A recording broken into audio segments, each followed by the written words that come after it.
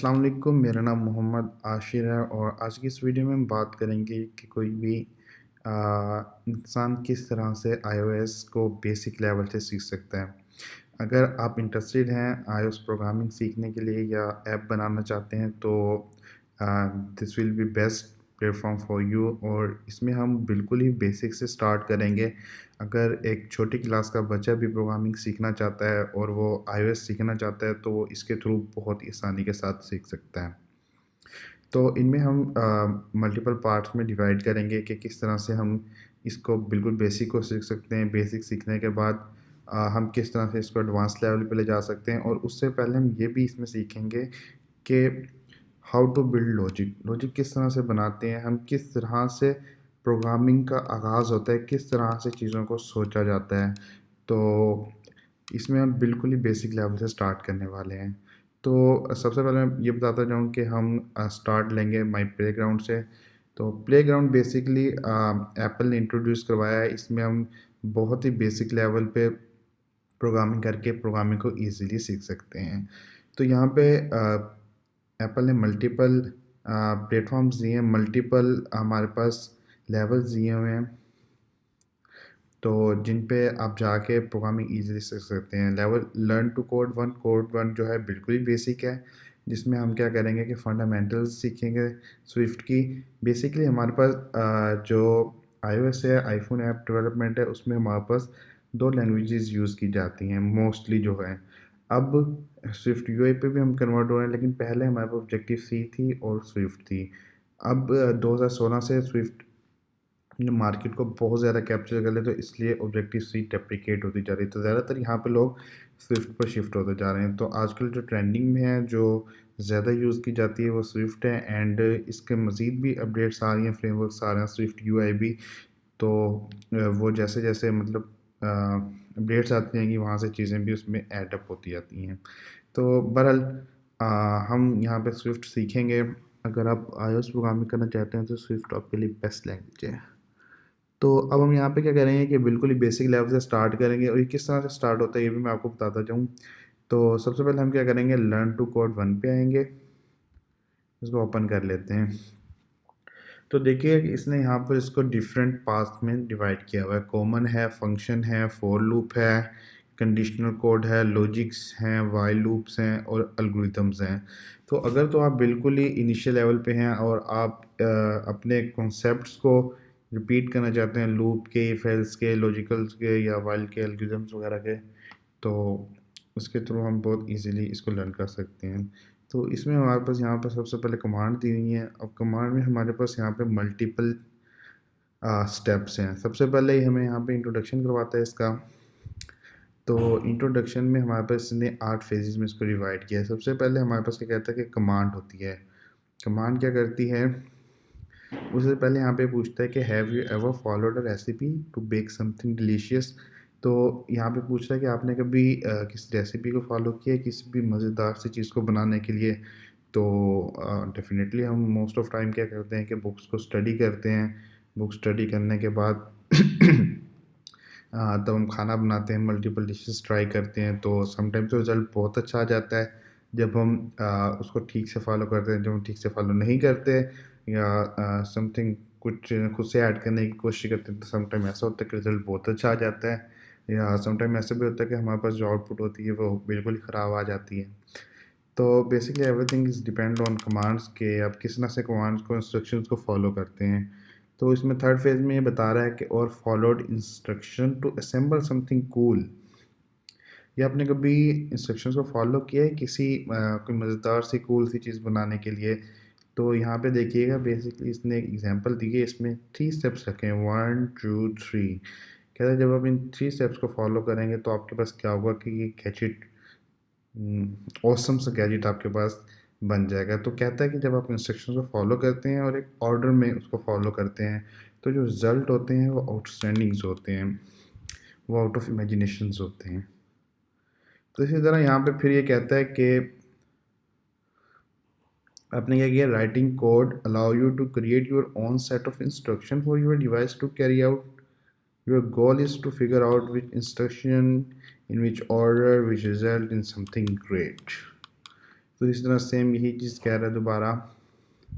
और यहाँ पे कहता है कि हम स्टार्ट करेंगे, you will start by writing commands to move a character name bytes around a buzzer words performing task. For example, you will tell bytes to move the forward. कहता है कि आपने करेक्टर को मूव करवाना है तो आप बेसिक कमांड लेंगे कि मूव फॉरवर्ड, और देन वो हमारे पास क्या करेगा, करेक्टर फॉरवर्ड मूव कर जाएगा लाइक दिस। सो देखें हमारा मूव फॉरवर्ड कर गया।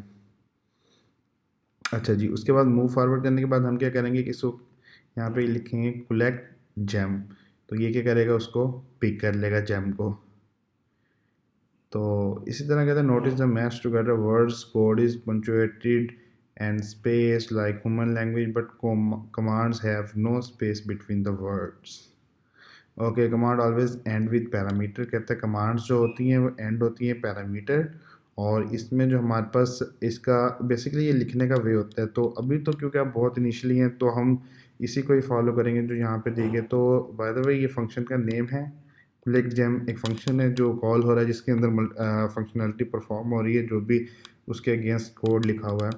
तो यहाँ पे कोई भी नेम दिया जा सकता है। तो बेसिक अभी क्योंकि हम बहुत बेसिक लेवल पे हैं तो ये बता रहा है कि जब कमांड लिखते हैं तो वो कोई एक वर्ड होता है और उन वर्ड के दरमियान कोई स्पेस नहीं होती। तो यस डेफिनेटली जब भी हम फंक्शन लिखते हैं तो ये अपर केस या लोअर केस में हो सकता है। इसमें हम यहाँ पे क्या करते हैं कि हम दो वर्ड्स या थ्री वर्ड्स को कंबाइन करते हैं बट उनके दरमियान स्पेसेस बिल्कुल भी नहीं होती। तो ये कुछ बेसिक रूल्स हैं। अब इसके बाद कहता है कि स्टार्ट कोडिंग, कोडिंग को हम स्टार्ट करते हैं। तो देखिए कि यहाँ पे कुछ इंस्ट्रक्शंस दी हुई हैं। तो स्टार्ट में उसने जैसे ये बताया था कि अगर आप किसी भी चीज़ को मज़ेदार से बनाना चाहते हैं तो क्या करेंगे, हम स्टेप्स को फॉलो करेंगे। स्टेप्स को फॉलो करने के बाद उसको एक ऑर्डर में फॉलो करेंगे। ऑर्डर में जब हम फॉलो करेंगे तो उसके बाद हमारे पास जो रिज़ल्ट होंगे वो क्या होंगे, समथिंग अनएक्सपेक्टेड होंगे। ठीक हो गया जी। तो आइए यहाँ पे हम सबसे पहले क्या करते हैं कि इंस्ट्रक्शंस को पढ़ते हैं। गोल हमारे पास ये है कि यूज़ स्विफ्ट कमांड। आपने स्विफ्ट कमांड को यूज़ करना है to tell bytes move and collect gem. तो बेसिकली ये कहना चाह रहा है कि हमने इसको कमांड देने की ये मूव करे और लास्ट में क्या करे, जाके कलेक्ट को कर ले जेम को। तो यहाँ पे हमारे पास बेसिकली दो स्टेप्स हैं। मैं यहाँ पे लिख दूँ, बाद में इसको रिमूव कर दूँगा। दो स्टेप्स हैं कि क्या करे, मूव करे एंड कलेक्ट जैम कर ले। तो यहाँ पे बेसिकली ये क्या है कि हमारे पास जो इंस्ट्रक्शन है उसको ब्रेक डाउन किया गया। ब्रेक डाउन करने से मुराद किया कि उनको स्टेप बाय स्टेप हमने कन्वर्ट कर दिया है।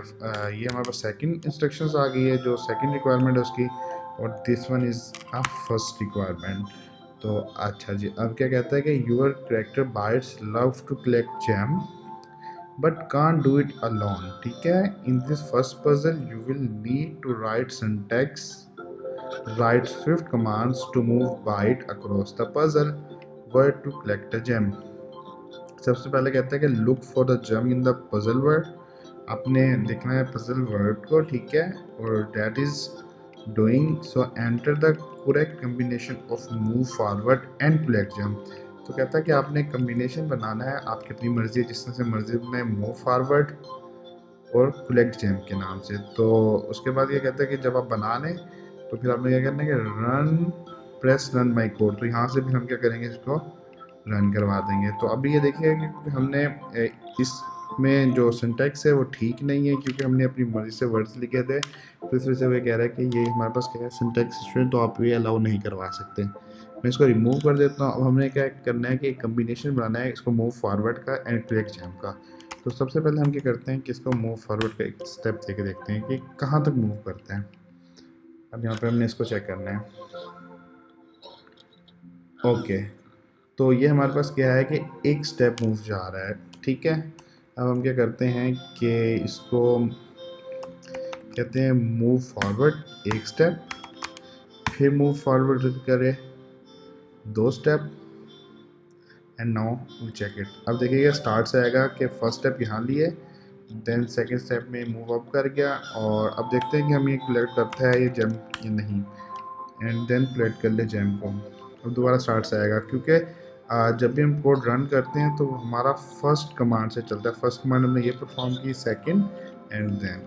अभी भी इसको कलेक्ट नहीं खा रहा, तो यहाँ पे क्या कहता है कि हमें इसको मज़ीद वन स्टेप मोर फॉरवर्ड ले जाना पड़ेगा, देन वो इसको पिक करेगा। तो अभी हम यहाँ पे चेक करते हैं मूव फॉरवर्ड। अच्छा, अब क्या होगा, सबसे पहले आएगा स्टार्ट में। स्टार्ट में क्या करेंगे, मूव फॉरवर्ड, फिर मूव फॉरवर्ड, फिर मूव फॉरवर्ड थर्ड पे, and then click jump. Okay, now check it.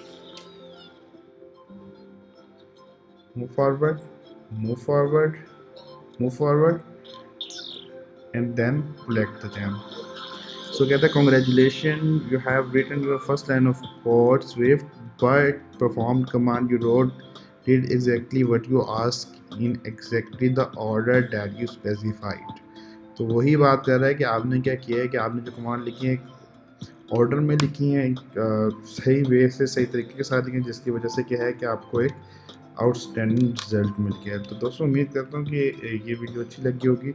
इसकी हम पूरी सीरीज़ बना रहे हैं, जिस तरह से कोई भी बंदा अगर बिल्कुल बेसिक से प्रोग्रामिंग सीखना चाह रहा है तो इन वीडियोस को फॉलो करके बहुत ही आसानी के साथ iOS प्रोग्रामिंग सीख सकते हैं। तो उम्मीद करता हूँ दोस्तों आपको वीडियो अच्छी लगी होगी। अपना बहुत सारा ख्याल रखिए, दुआ में याद रखिएगा। इसी तरह नेक्स्ट स्टेप नेक्स्ट वीडियो में इंशाल्लाह डिस्कस करेंगे। अल्लाह हाफिज़।